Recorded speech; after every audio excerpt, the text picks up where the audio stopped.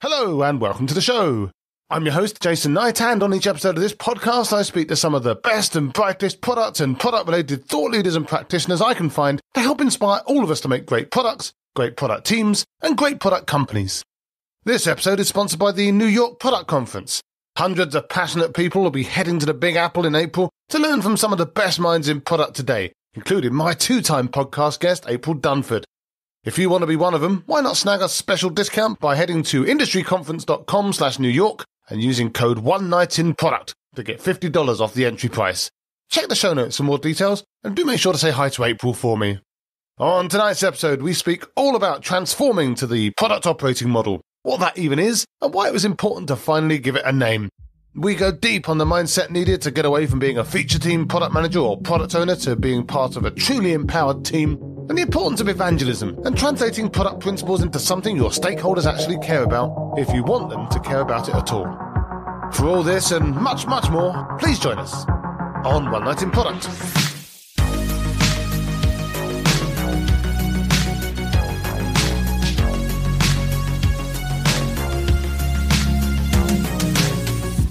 So my returning guest tonight is Marty Cagan.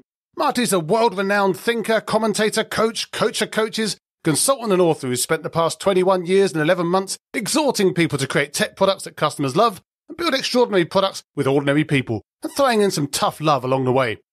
Marty's the author of 2 classic product management books, Inspired and Empowered, and could justifiably be named the godfather of product management. But just like the real godfather, just when he thought he was out, they pulled him back in, and he's back with new book, Transformed, which he hopes to help companies move to the wonderful world of the product operating model. Hi, Marty. How are you tonight? Thanks very much, Jason. I'm doing good. Hope you're doing well, too. I am doing tip-top of the world, and I'm looking forward to transforming a few people tonight. But let's see how we get on with that. But I do have to ask, first things first, like when we spoke last time, which was about 3 years ago, it was just after Empowered came out, you said that writing a book was a big commitment, and you're obviously a very busy man. So I do have to ask, why on earth did you decide to write another book? I know. It wasn't the plan, I can tell you that. The plan was that Empowered was going to be my last book, maybe another update in the edition of Inspired, and my partners were going to write the book. But the problem my partners had, and it went through 3 of my partners, is they all have young children. And the result was no writing. So after last year, basically, I said, well, okay, we do need this book. And I'm the only one whose kids are grown up. So I ended up doing it, and it is a year of your life.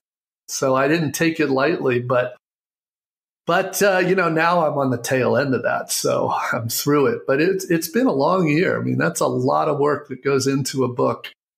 But anyway, yeah, I did one more. And it is supposed to be out in a couple days.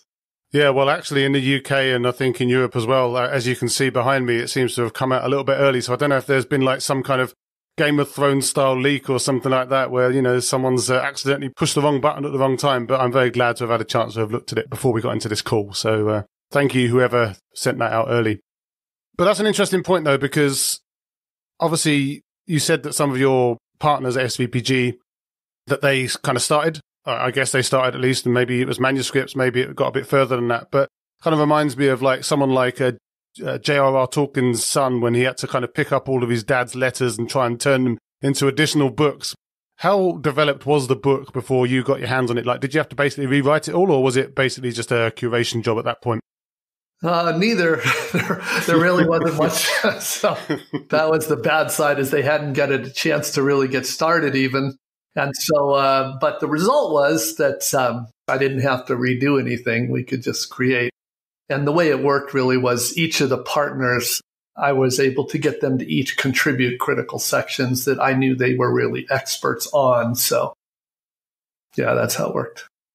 Oh, well, fair enough. Well, obviously, it all came together nicely and it's all just about to be out.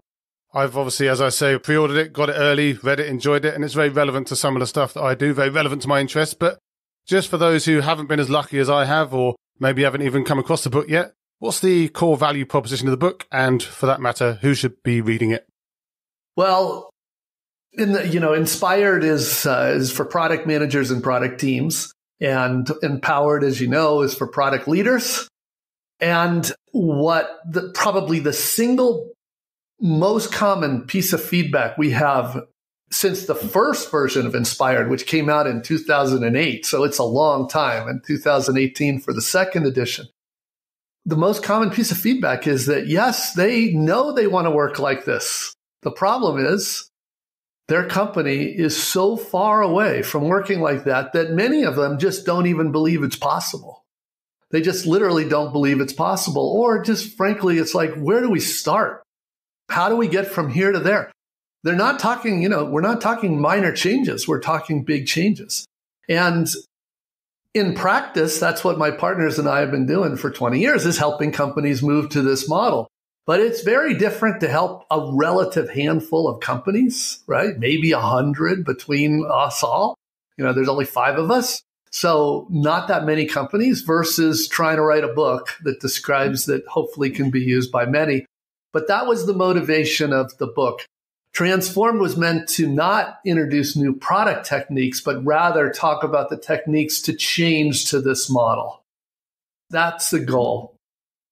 Yeah, I think I described it in my LinkedIn post the other day. At least a lot of the stuff around, some of the principles, I guess, it's almost like they're very similar to what you'd expect from Inspired and from Empowered, because, of course, that's your opinion. That's what you believe works, and that's what you go out and evangelize. So was it just the case, you've kind of basically answered this already, I guess, but just to clarify, it's primarily the case that you're taking the best of what you know and what you've learned and what you've pulled together over the years and making that consumable for a new audience? Or is this something that you'd also expect people, for example, maybe that are working in a slightly more well-run or better product company, that they'd still get something out of this book? Like, is there anything in it for them? Yeah, well, the way we frame it is, in truth, Inspired and Empowered were written for product teams, right? Product organizations, product people like you and me. Transformed, in order to do its job, was the first book that we've done, which was intended for outside of the product org as well. So we needed something that a CEO, a CFO, a VP of sales, a head of marketing, these people could understand, because as you know, this kind of change impacts a lot more than engineers, designers, and product managers. And so getting the rest of the company to understand what they need to do to make it work, that was the main higher order bit, was to try to make it such that anybody in a company could understand what it meant and how they could help. And so it is describing a lot of the same core principles, because those are still the same principles, but it is trying to describe them in a way that really makes sense to the whole company. That was the bigger challenge. And so the reviewers that we had came from CEO roles, CFO roles, not just, all our favorite product people. We all have our favorite product people, but I've long been suspicious that, for example, taking something like Inspired to one of those people, like, that's not going to win any arguments if they weren't already predisposed to try and read it anyway. And I guess the same could be said for Empowered. But I've generally been fairly concerned that taking someone a book, however good the book is and however targeted the book is, like, some leaders, I guess, just don't really like books, or they don't like these types of books. They like books that are written by the people that ran such and such a company, like Shoe Dog or something like that. Those are the books that they read. Do you think it's easy, or has it been easy to get this in front of, aside from your reviewers, leaders that aren't product people? Well, first of all, there's no question. There's some people that love books and some people that don't. One of the things you learn is that different form factors matter. So audiobooks, digital books, print books. But one of the things I learned, even with Inspired, was it is remarkable how many CEOs, they don't care about blogs, they don't care about articles, they don't care about interviews like this. What they care about is a printed book from a big name publisher. That's sort of their version of curation. And so I have found that it's remarkable the number of CEOs that do want that. Of course, they have to be motivated. And the idea is, if you're motivated, and the main motivations are not big secrets, they're scared because of somebody like Amazon coming after their customers. They're excited about the potential valuation, like they see the valuations of these product model companies and they want their company to be valued like this. or their investors are pushing them to. There could be different reasons. But if that CEO is motivated, I mean, I've become a convert. When I started, by the way, writing, it was not with the intention of a book. It was, I love blogs. I love, to me, that's perfect. These digestible little articles. People can go directly. You've got this amazing tool called Google. You can get right to the one you want. And, it was super easy. But I also learned that a lot of executives, they view it really as a curation process. And so they focus in. A lot of them, they read reviews. They read like Bloomberg's best business books, that kind of thing. And you mentioned Shoe Dog. That was a great book. I love Shoe Dog. Yeah. I love those origin stories in that case of Nike. And a lot of executives do. And I would say overall, as a target, as a segment, senior leaders do read a disproportional number of business books. Well, let's get it on their Christmas or Easter lists or something. But I think it's fair to say that, without wishing to blow smoke up anywhere, you're a very well-known, respected commentator. Some might even use the words thought leader. I don't really like that phrase anymore. But definitely a big name in the world of product management. You put out a lot of your own content, as you just said. You've obviously written all the books. But in the book, you describe yourself not so much as a creator, but as a curator. Now, I think if there's anyone that we could sit there and say has created a lot of content, it would be you and obviously some of your partners as well. So are you just being a little bit humble? Or do you really see yourself as a curator of this product thinking? Well, don't get me wrong. I would argue that there is a contribution there. However, we say this in every one of our books, which that none of the things we describe were invented by us. So that's just true. It wasn't invented by us. We didn't invent any of these things. There's a few concepts we've kind of been forced to name because there really wasn't a term for it. The most famous of one is product discovery.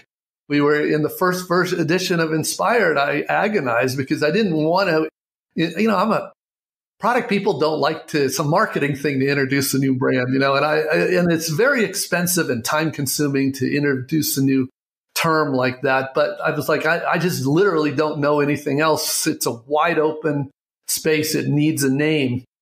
We also had to do that for Transformed. It was one of the most agonizing decisions because for years, if you look at all the other books and 20 years of blogs, you'll see we consciously avoided naming the destination. We used to just talk very vaguely and say, do you want to work like the best or do you want to work like the rest? That's about as imprecise as you could possibly be, right? You want to work like the best or the rest. That's what we would say.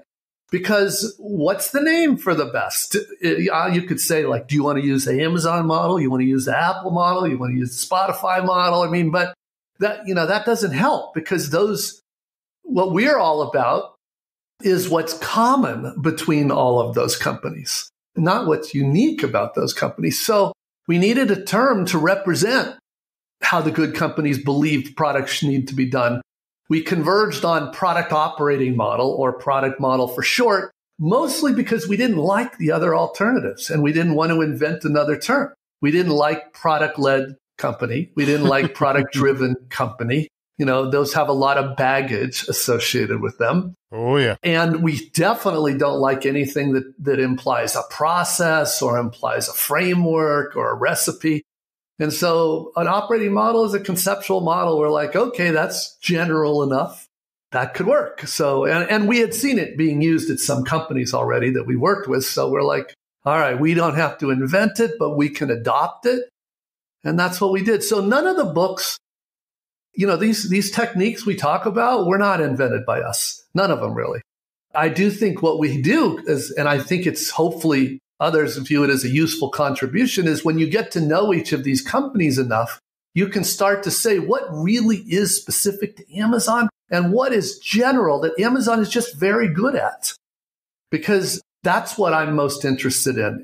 Fundamentally, what we want to do is give people the best advice we possibly can to maximize their chances of success.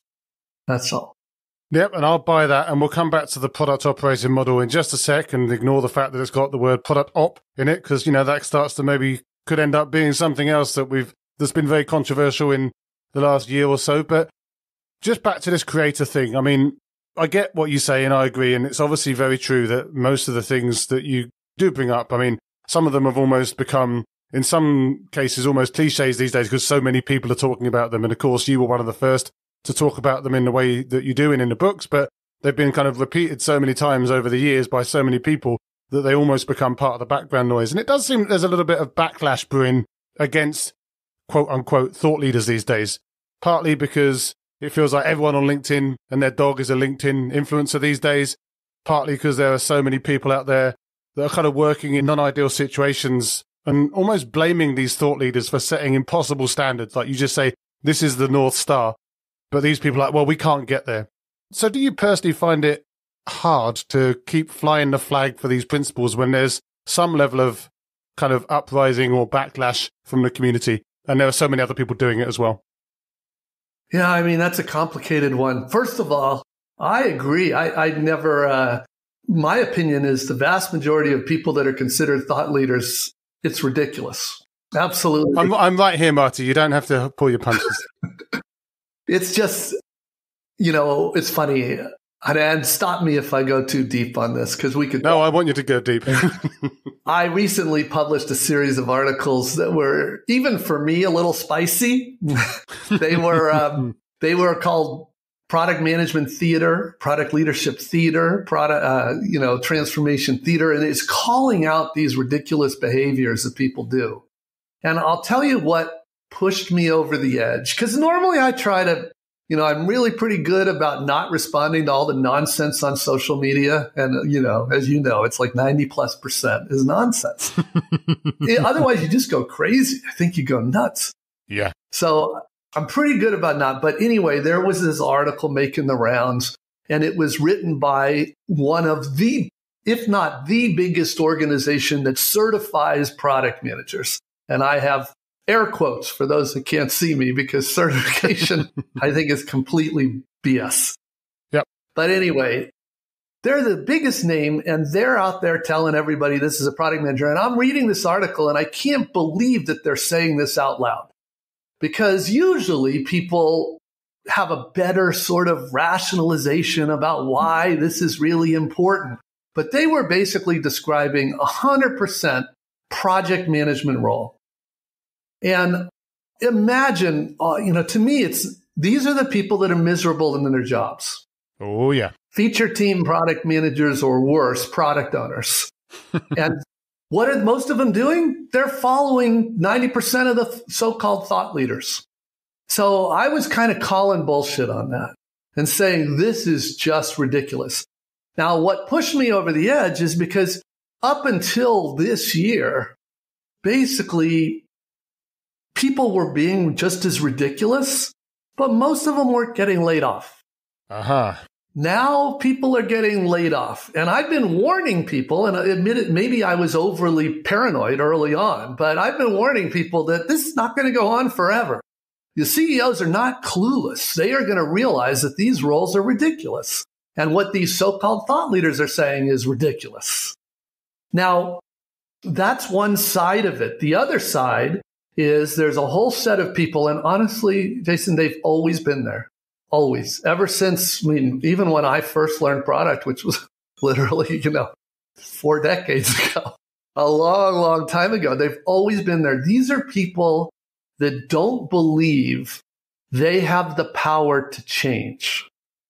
This is really referred to as sense of agency.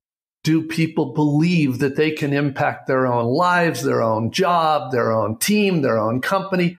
And I was taught that you have way more ability to impact your life and your job.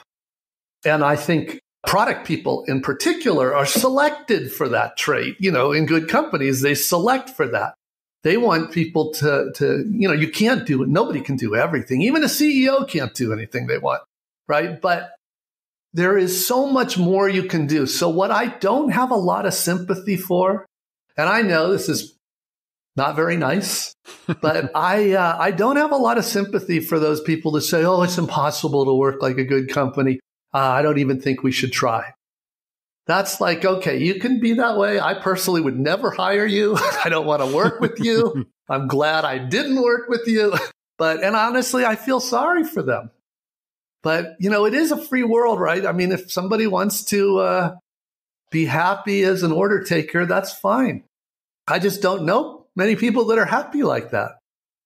Yeah, it's interesting because I personally, in the past, have certainly found myself at kind of my wit's end in certain companies. But then at the same time, I've always left those companies. Like that's kind of the ultimate agency that you have, right? Like you can do what you can try the things, and if they don't work, you can go somewhere else. Obviously, that's a privileged position. Not everyone can do that, depending on their own circumstances. And I've certainly been privileged to be able to move on, and certainly now with the going out on my own, like I've had the privilege to do that. So I want to acknowledge the fact that not everyone can just up sticks and leave. But also can I say that's never my first choice either. I recommend to them not to leave. I recommend to them first, let me show you what you can do in your current spot, even as an individual contributor. Yeah. And I think that's the thing, like giving people the tools and the motivation, I guess, to take the power back as much as they can. And again, to your point, having agency, I mean, that's definitely something that I try to do now, but I've definitely had my spots. And I want to acknowledge for anyone listening that sometimes you are just in a spot.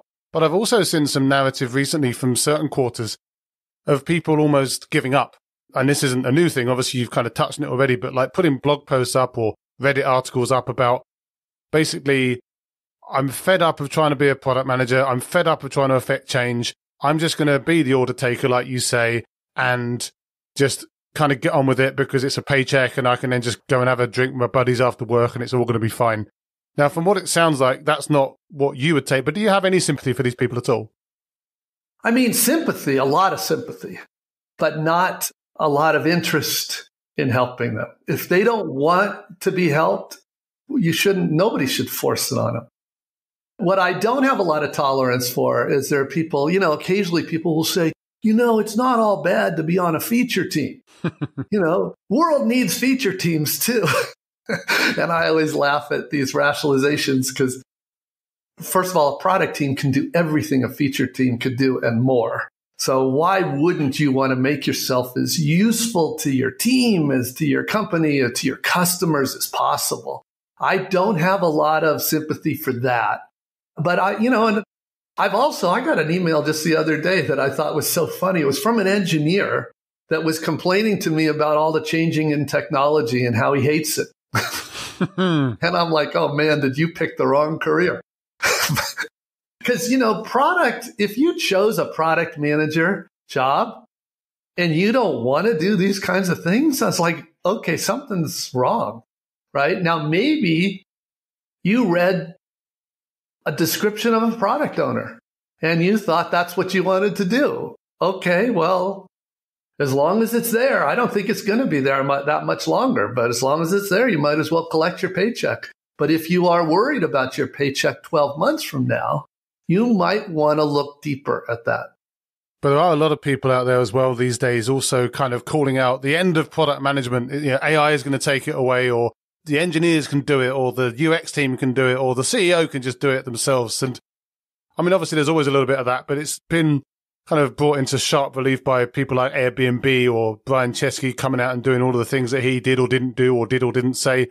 And then you get all these other people maybe trying to copy the same method, even though they've never had any interest in how Airbnb worked before that one article. So do you feel that there's any risk, I guess, to the trade or the craft, not of product ownership, but of product management, of true product management in this world of AI, and also the quote unquote attacks from all of the other parts of all of our kind of cross-functional partners?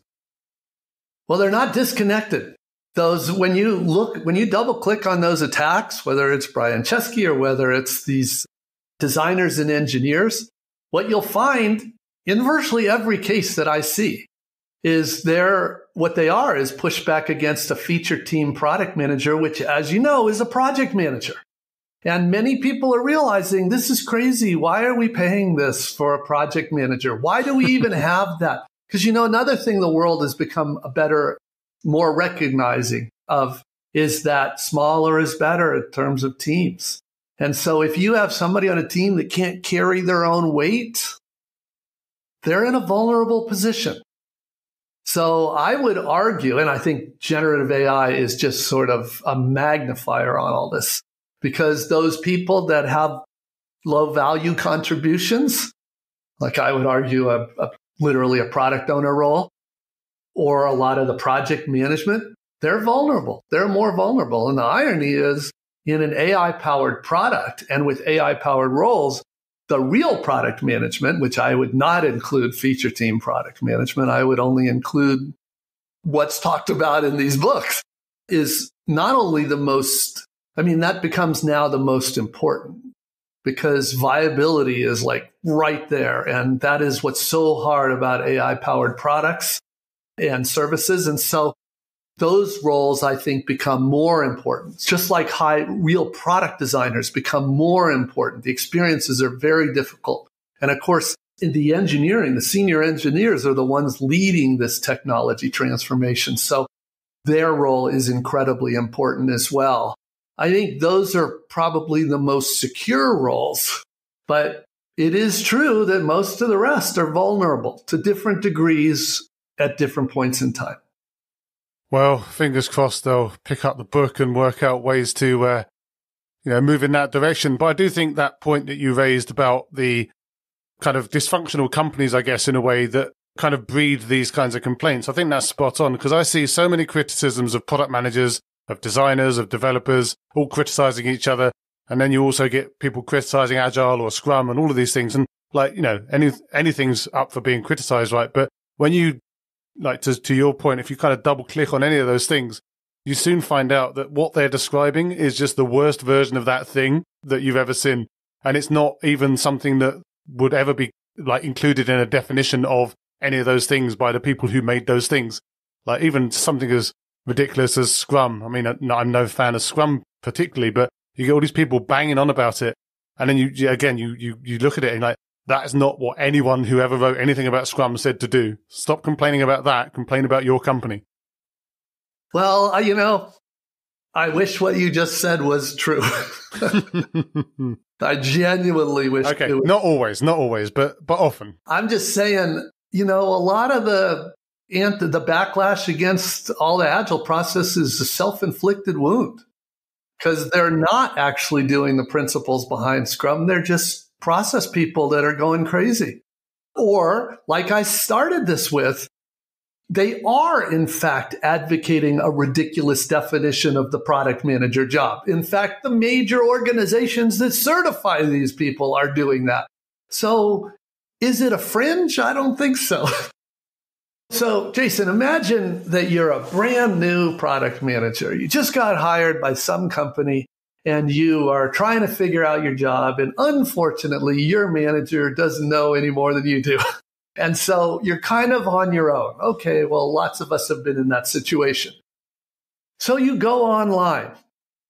And if 90% of the content out there is written by people who come from feature teams, if 90% of the speakers at conferences, you pick the percentage, 80%, 90%. If you go and post a question to any of the forums anywhere, and if 90% of the people that are answering questions, if they all come from that model, what's the chance that you're actually going to learn how to be a good product manager? And how would you know as a new person, who to trust? Who to believe? It's really tough. And I want to be clear. I know there are more good people out there in product than ever before. But there's also more nonsense than ever before, right? The beauty of the internet. So this is the reality in so many companies, because one of the things that has really perplexed me over the years is, after so long, why is there still so many people that are spouting nonsense? Well, it's probably due to some kind of LinkedIn algorithmic bias or something that promotes that stuff up to the top. I don't know. But, at the same time, that, gives people like us a chance to shine as well, right? But some people might sit there in all seriousness and say, well, that sounds great, Marty, but who died and made you king? Well, I maybe not in so many words, but I've definitely heard it. But I'd be the first one to say it, that you should decide for yourself. It really is a buyer beware. You should decide. You should do some real work and decide, if somebody says something, don't just take it at face value, me or anyone else. Use your brain. Try to figure out, where did they learn product? That's the first thing I always look at. Where did they learn product? Who did they learn product from? Might even be somebody, awesome. But if they haven't actually practiced it and they know what good looks like, the chances of them being able to help others is considerably lower. In fact, I did something kind of unusual. I hope you noticed it in the new book, Transformed, which is, because this is right at the heart. Let's say you're a company that does believe you need to transform. And let's say you do decide that I might actually have something useful to say. And so you're reading this book. And then you realize, okay, our problem now is we do know we need to change. But as a leader, I've never worked this way. So either I can replace myself with somebody who does know, or I can get some help. And most people are going to want to get some help. The problem is, how do you know who to hire to help you? Even as a coach, even for a few months. And I kept running into this problem. Now, if they're people I know and they do happen to trust me, then we recommend somebody that we know that we trust. And that's kind of how they go. But I wanted to try to help people who are reading the book to learn enough about what to look for that they can judge the candidates out there, because there's a lot of people that call themselves product coaches today, more good ones than ever before, but more of everything than ever before. So I want them to be able to interview these people and know what to look for. So I profiled 7 actual product coaches in the book. Yeah. It talks about what their journey was, where they learned the craft of product, and then how they, what's their view on coaching, so that hopefully people that read that, reading 7, it's like, okay, I see the pattern. I'm going to have to look for somebody like this. And I'm hoping that's what helps them get pointed in the right direction. Well, hopefully it's a good start, and obviously know some of those people and was glad to see them called out. People like Gabby's been on the podcast before. Hope's supposed to come on one day, so I'll make sure she does after she hears this so that we can get some of that residual love for her. But I want to talk now about 3 aspects of transforming to a product operating model, which you kind of call out in the book, and just kind of riff a little bit on some of the factors that will maybe lead to success or failure. So one of those factors is, and you've kind of touched on it yourself, this idea of the leader needing to buy into this stuff. And you do say in the book, to paraphrase, that if the CEO is not on board, then none of this is going to work. So is that like 100% given, or is there some kind of bottoms-up transformation that we can do and eventually persuade these people to do it? Like when I interviewed you before, you talked about founders finding religion. Is it still that fundamental that if they don't fully believe up front, then it's never going to work? No, and I hope, when people read it, the nuance comes across. It is a lot harder if the CEO or the general manager of a very big company, because in a big company, there's a bunch of business units. And so the equivalent of a CEO in a business unit is a GM. And so they're the ones. The reason, of course, is the most important thing. There's a lot that could be done by the product leaders and the product teams, but to really get the power of the product model, it goes beyond product. It goes to marketing, sales, finance, HR, the other stakeholders. And so that's where the role of the CEO comes in. Now, it's also true that you can earn this trust bottom up. We talk a lot about that. You can earn it. Even for an individual contributor can earn the right for their team to work different ways. And then certainly a product leader. I have more sympathy when you're an individual contributor and you're like, oh, my company doesn't understand any of this. It's hard. There are definitely things you can do, but there's a cap there on what you'll be able to impact. On the other hand, for product leaders, when they complain, it's like, oh my gosh, you should not be the product leader. You need to realize just how much you can impact. And one of the things when I coach those product leaders one-on-one is I point out to them, you have the ability to earn the trust of the other leaders in the company. You have the obligation to win over their hearts and minds. That is your job as the product leader. So if you're willing to put in the work you can be amazed at the impact you can have across the organization, even to the point of getting that engagement with the CEO or the general manager and explaining, with your help, we could do even more. So that kind of touched on point 2, which was about complaining product leaders, which you also call out in the book, the idea that they do pretty much what you just said, and the product leaders themselves give up and they basically stymie any chance of success. And you've basically just covered all that bit. So I guess we can move on to the third type, which I'm actually going to kind of expand upon what I originally wrote down, which was you talk in the book about, for example, product managers that were never product managers, and you kind of touched on it earlier with the product owners and these other project managers or glorified project managers that you have in an organization. But I actually wanted to talk a bit more about product leaders with the wrong job titles. And I've got a very specific thing in mind here because it's something I see a lot out there, out and about, and with people I speak to, or when I'm coaching people, mentoring people, whatever. You hear a lot about people who are working for product leaders that are product leaders in name, but they've never actually worked themselves in a product organization as such. They've never worked as a product manager. They've never worked as a product leader in a product sense. And some people will be like, well, they're still great business people and that's fantastic. They've got the strategy, but they've got that lack of connection to the product organization because they've never worked in it. Do you think it's possible for a person like that to drive substantive change within an organization if they've never actually worked or been in the trade themselves? I do. Let's talk about 2 scenarios here. Both could fit into your hypothetical here. In the first scenario, they're a very well-respected stakeholder.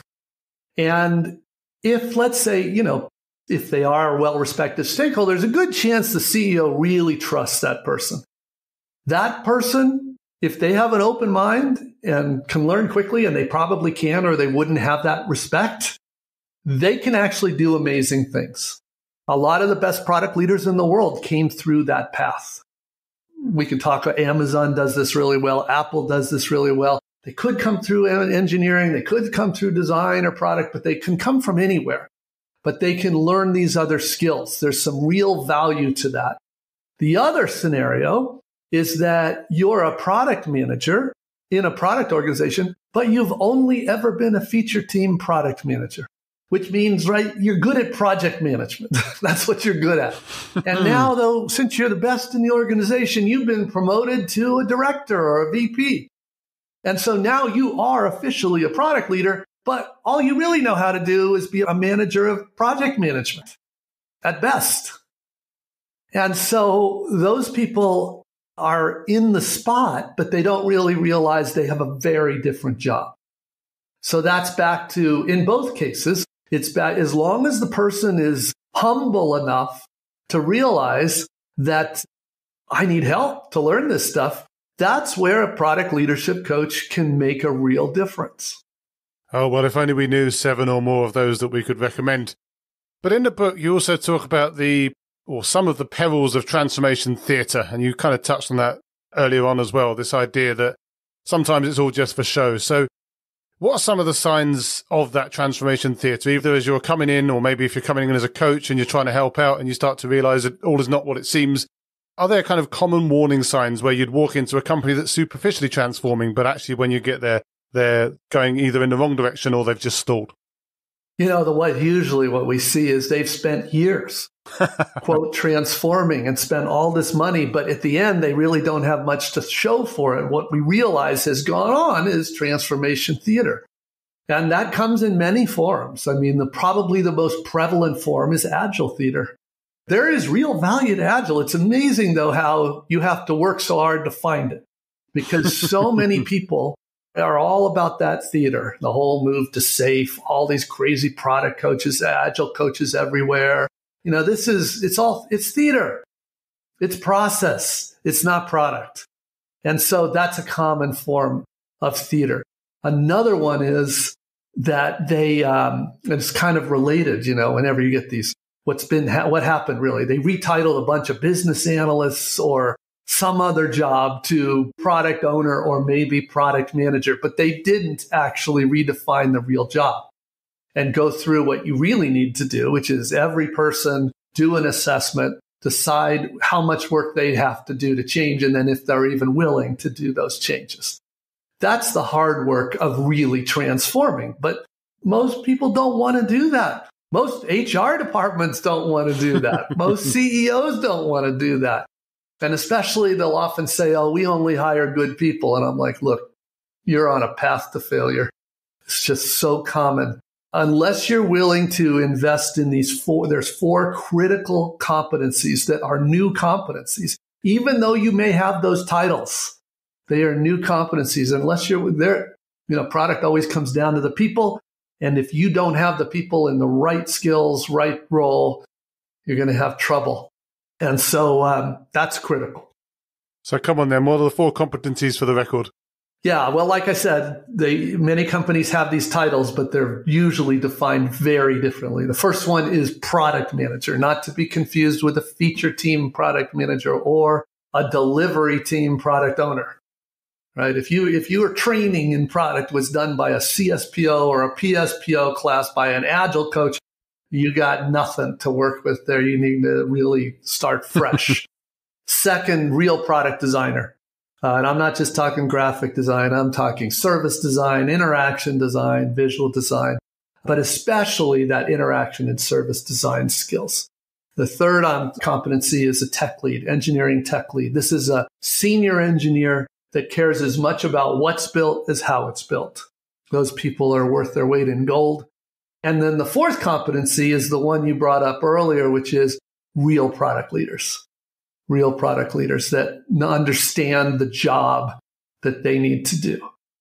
Absolutely, and something that we all aspire to develop more of. But part of the problem with transformations in general, when you call it out in the book, and it's been called out in other books as well, which all kind of riff on this idea that a big part of the problem is you have existing stakeholders that are used to working in a certain way. You talked about HR, for example, and the CFO and the CEO. They've probably not asked all of them to be transformed. It's somewhat against their will in the first place. They may not even really be aware of what being transformed or transforming the company means. And they're either unhappy or frightened or both of the kind of loss of power and prestige that they might have in this new organization. Now all these product managers and product leaders and product designers and tech leads are coming in to steal their lunch. So how can we bridge those gaps and make sure that the transformation is both accepted and I guess welcomed by the whole organization rather than just the people that are going to be at its heart? Well, of course, one approach to that is sort of what the Agile transformation people did, which is say, you don't even have to be bothered. We're not going to bother you. We're just going to mess with the engineers. And of course, that doesn't, all that is really transforming is delivery. It's not transforming product. And so one of the things we say is, unfortunately, that is not tackling the big issues. We need to do more than that.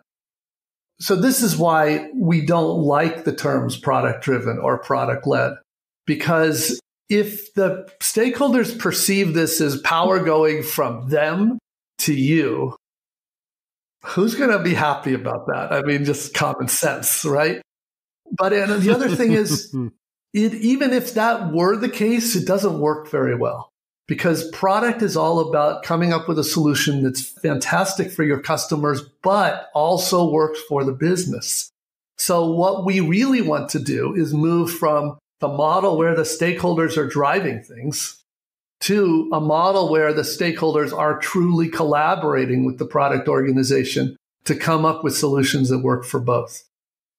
Absolutely. And I guess a second point to that, though, is it's not just these stakeholders that get that fear. We kind of touched on it. The leaders themselves can get the fear. The CEO can have the fear. And one thing that I have seen, and I'm sure you've seen as well, is that even if they supported or sponsored the transformation in the first place, first speed bump or the first hard decision that goes against their better instincts, they kind of lose faith in the whole idea and lose heart, and they decide, well, this a bit too much effort. Let's just go back to how we were, or kind of half-arse it and just do some kind of middle ground that doesn't quite work. Are there any techniques that you've seen or used or curated yourself to make sure that leadership are more likely to try and stay the course? Yeah, absolutely. I mean, now you're really getting to the core of what really makes transformation hard, because first of all, unless they're motivated, I warn them, the CEO really needs to know what he or she is getting into, because this is a journey. And most of them they love the idea of moving from output to outcomes, because that's not very hard for a business leader to understand the virtue of. What they don't understand necessarily is how in the world do you do that? Really, well, what does that even look like? Yeah, it sounds great, but so does all kinds of fantasy things, right? So they want to know, how does that really work? And that's why when you come to the people element of this and the time element, because it could take years to transform a big organization. Even though it can take 2 to 3 years, you want value to start appearing in weeks. And so what we have is a number of techniques to make that happen. You need to show early wins. You need to show continuous wins. You need to highlight those wins. So now we're getting into what's referred to as transformation evangelism.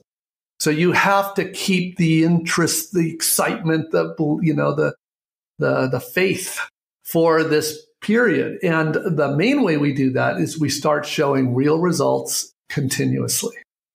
So you try to do that for a whole company at once, it doesn't work. You start with pilot teams. You start showing the value there.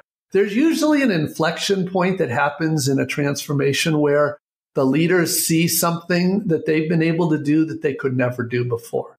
And that's kind of when you can see the switch flip in their minds. And they realize, in the book, we documented several transformations, and we tried to highlight when that actually happened. Like, this is what happened. A lot of times for the CEO, it's they realized that their people were capable of things that they never knew they were capable of. They never knew they could provide these kinds of solutions to customers where even their customers didn't even know it was possible. The executives didn't even know it was possible. And they start realizing that's what this is all about. So we're looking for wins like that. There's, what are we really talking about? Politics, people. You need to keep the drum beating. And that's the job of the product leader in this equation, would you say?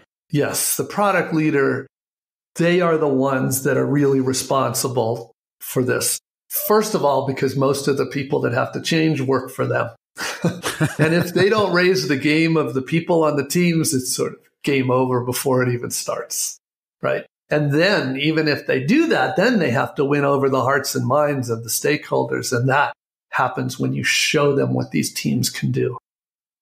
Yeah, and I think that idea of kind of quick and continuous wins and showing value and showing your work, these all really resonate. And I know how tough it can be to almost swim against the tide in some cases. But again, as long as you can show them something, and something that I've often tried to work out a way to show them in ways that they inherently or intrinsically care about as well.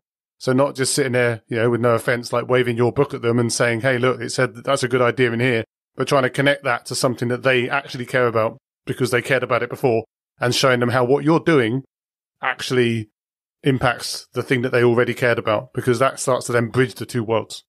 Yeah, in fact, I what you're describing is very real.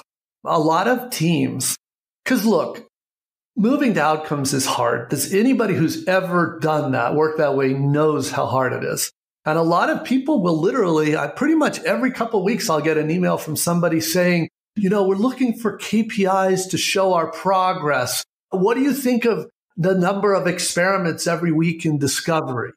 Or they have some other highlight of a technique that's in my book or say Teresa Torres's book or something. And I'm like, look, I think you should do those techniques. I'm sure Teresa would say the same thing, but that's not a business result. They are only useful techniques if they help you achieve the result. So what you talk about with executives is not books, is not techniques, is not methods. That's sausage making to most of the company. What they care about is show us the results, show us the money.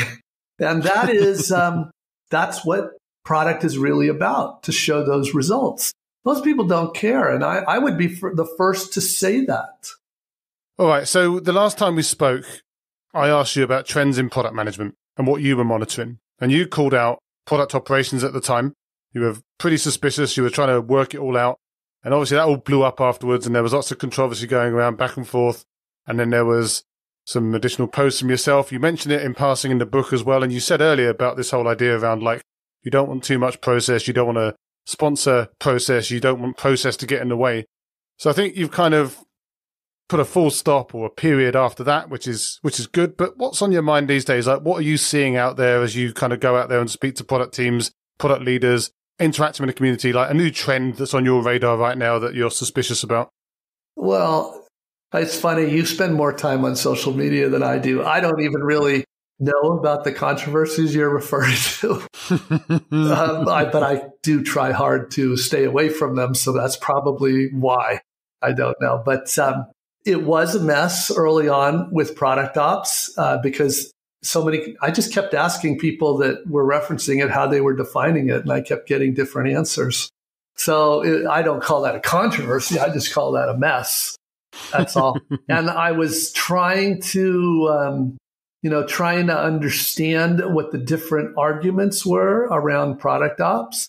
And then, of course, book came out, which I think helped stabilize a little bit. If you read the book, they basically talked about two main pillars of product ops, which is user research and data analysts, which I would point out have existed in companies for 20 plus years. So this is not a new thing, but putting them under a single manager of product ops is a new thing. And I don't think that's a bad thing either. The third pillar is where it could go either way, because the way in that book they defined it, which I consider very unfortunate, is, process and governance. Two evil words, as far as I'm concerned. Is it necessarily the worst thing in the world? No, but it's not a good sign. And so I just tell people, just focus on the first two. Those two are very valuable. Just focus there. You're fine. There is another trend, though, that's going on that honestly is probably the biggest reason I think product ops hasn't really, as far as I can tell, it hasn't really gone anywhere. And that is, there is a lot less willingness by companies to staff all these supplementary roles. Partly because of cost of funds, partly because of overhiring during the pandemic, partly because of generative AI, partly because bigger teams are not as good as smaller teams. Even when you can make a good, solid argument for every additional role, there is a less visible hidden cost there.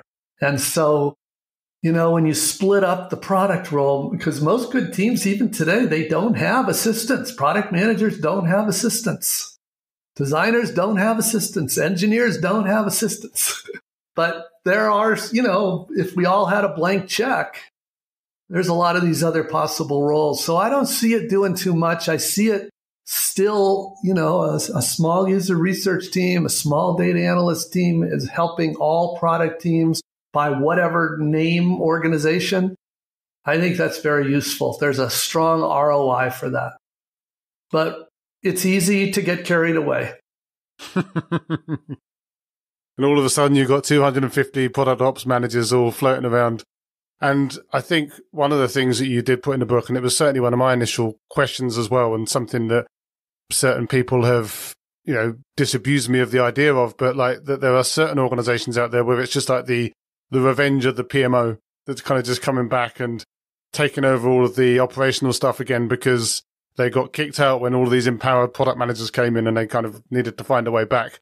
Now, again, as you say, there are certainly ways that it works that isn't like that, and definitely we all should be more in favor of that. But yeah, I'm no fan of over-processing, and I very much think of the idea of, I think it was in the Netflix book, No Rules Rules, where it's like, if you want to optimize for innovation, you need as little process as possible. If you want to optimize for repeatability, then you need lots and lots of process. I don't want someone innovating as they're landing a plane. I want them to follow that checklist to the letter. But if I want them to invent me a new plane with certain safeguards, I want them to think outside the box a little bit. But although I guess the Boeing people did that and that didn't work out too well, so maybe they should have the Boeing people did Boeing people outsourced it. That's the worst. Well, yeah, you're not a fan of outsourced engineering teams, for example, and I guess that's something that some bigger companies might find a controversial take, right? Because a lot of these companies are going to have outsourced a lot of their stuff, either to their own permanent people, but just in another country, or actually to like a dev shop somewhere. So do you think that any of this stuff could work with an outsourced team, or do you think that's generally a kind of an anti-pattern that's going to stymie their progress? Well, I think it's more than an anti-pattern, really. It is pretty severe. And I tell them, not a single one of the product companies that are good at this stuff, not only do they not do this like that, but they wouldn't do this. And I said, it's really important for you to understand why. And by the way, I point out to them that every company I've ever seen that has successfully transformed, it doesn't take more money, it saves money. So outsourcing sounds like it's a cost saver. It's not a cost saver. So it's not about the people being in India or wherever. The issue is that they are not dedicated, durable members of the product teams. That's the issue. And they need, what's really going on is they don't understand the real role of engineering. Because if they did, they wouldn't even consider outsourcing. So that's part of our job, to educate them about that. And that includes educating the CFO of the true costs of the decisions that they've taken. No, absolutely. If you can't boil it down to a number that the CFO likes, it's always difficult to win that battle as well. It kind of goes back to trying to connect things to the things that they already care about, right? So definitely get that. Right, final question. I like to get actionable in this podcast these days and not just all fluffy, wavy, handy. So I want to imagine a struggling product leader, one of these that we talked about earlier that's maybe not getting on too well with their transformation efforts, or they're struggling to get buy-in, or struggling to be that evangelist, and they're kind of losing all hope, and maybe they're even going to write a post on Reddit in a minute to say how they're going to give up on all of this stuff and they just want to be a feature factory person now because that's easier for them and they can cash their check. What is one thing, one step that you would advise that person to take to kind of get them out of that funk and start to make a big impact in their company? Oh, good. Let's even though you framed it around just the product leader, let's also talk about that same exact question, but for an individual contributor, because I get that one probably the most of all. And I bet a lot of your listeners are in that boat. They're a product manager. They're feeling vulnerable for all the reasons we've talked about. They're feeling vulnerable. So my argument to them is the minimum you should do. You can do this, and it will, I promise, at a minimum, it will help you probably get you promoted. But if, at the least, you would be further down the list of targets for layoffs or something. So we want you to be as best chance as possible. And so what would that be? It means up-leveling your skills. Literally doing a self-assessment, or hopefully getting somebody who knows what good looks like and help you with that assessment, and then giving yourself a few months to raise your game. Just going from a product owner to a real product manager in your skills, I promise you the rest of your team will be grateful. I also promise you there will be other people in your company, hopefully some leaders, that will recognize that you now have skills that are truly valuable and are way more than a backlog administrator. So do that. There's no reason you can't do that. It will at least help you in your current job, and it would certainly help you moving to other jobs. That's what's in the cards for you. Similar to that for a product leader, I would go further, though, because the expectations on a product leader are a lot higher, obviously. I would, first of all, you need to educate yourself about what your job really is. I mean, that was the motivation for writing the book Empowered, was for product leaders that would tell me they're in the job, but they've never done it before. They don't know what good looks like. That was the purpose of that book. So at the very least, read the book, see what you don't know. The next thing I'd recommend is get a product leadership coach. And, we recommend them almost every day. It is important for people to understand we don't have any financial ties with any of the coaches. We don't want them. We just want to know a set of good people that if we recommend, we know they'll give them good advice. That's all. So, email us. We're happy to, you tell us where you're based. We'll try to recommend somebody that we think is good. So that you can dramatically raise your game, raise your abilities, and then you can start demonstrating to your company what you're capable of. And there's a very good chance when the company sees that, they'll start saying, okay, what else can you do? Well, there you go. Some inspirational and empowering words there that could transform someone's career.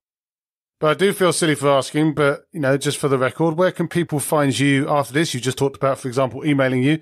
If they want to find out more about any of the books, get a recommendation for a coach, keep up to date with your writing in general, or receive a little bit of that tough love that you started to dispense these days. Sure. Just go to svpg.com. It stands for Silicon Valley Product Group.com. And you'll see all this stuff, and everything's free on the site, and help yourself.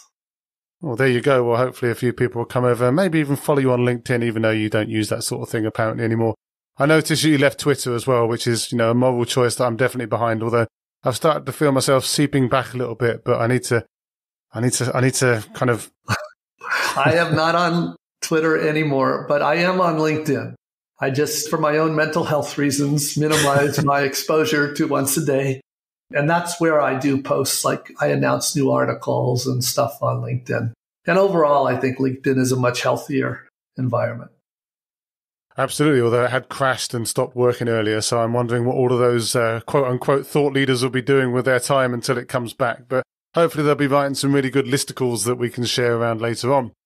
Well, I will make sure to link all of that stuff into the show notes, as well as obviously links to all the books, and hopefully you'll get a few people transforming in your general direction. Well, that's been a fantastic chat once again. Obviously super grateful, as ever, that you can find the time to speak to me about all of this stuff. Here's wishing you best of luck with the book. Obviously, we'll keep in touch. But yeah, as for now, thanks for taking the time. Oh, thanks for inviting me, Jason. Enjoyed it again. Take care. As always, thanks for listening. I hope you found the episode inspiring and insightful. If you did, again, I can only encourage you to pop over to onenightinproduct.com, check out some of my other fantastic guests, sign up to the mailing list or subscribe on your favourite podcast app, and make sure you share with your friends so you and they can never miss another episode again. I'll be back soon with another inspiring guest, but as for now, thanks and good night.